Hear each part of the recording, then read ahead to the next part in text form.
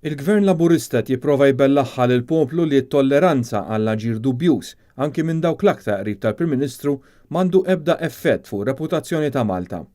F'artiklu fil-ħarġa tal-ħadd tal-Gazzetta The Sunday Times of Malta, il-kap tal-Partit Nazzjonalista Adrian Delija rrefera r-rapport maħruġ mill-Awtorità Bankarja Ewropea li sab diversi nuqqasijiet sistematiċi mill-FIU li għala għajnejh għal dak li kien qed jiġri fil-Bank Pilatus.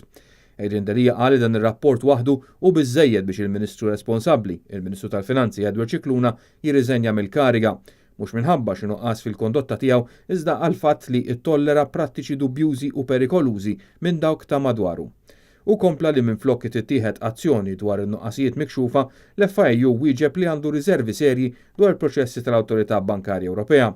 Adrian Delija fakkar li l-industrija bankarja u tas-servizzi finanzjarji inbniet mix-xogħol ta' eluf ta' professjonisti.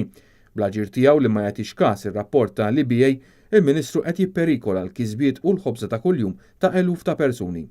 Il-kap tal-Partit Nazzjonalista rrefera wkoll għar-rapport tal-inkjesta mmexxija mill-Maġistrat Aron Buġejja u qal li fil-waqt li ttieħdu d-deċiżjonijiet fil-Partit Nazzjonalista intiżi biex joħolqu distinzjoni ċara bejn allegazzjonijiet u fatti, il-Gvern Laburista u l-mag tal-propaganda tiegħu qed jippruvaw jbijaw dan ir-rapport bħala barka papali fuq it-track records tal-Gvern kollu.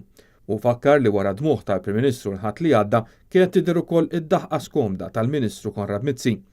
Adrian Delija temm li din il-ġimgħa kienet waħda diffiċli għall-Partit Nazzjonalista, iżda tenna li hu konvint li wara dan iż-żmien jerġa' jasal iż-żmien fejn il-Partit Nazzjonalista ikun miġdid lodda li ssarraf l-aspirazzjonijiet tal-poplu Malti Wawċi f'realtà.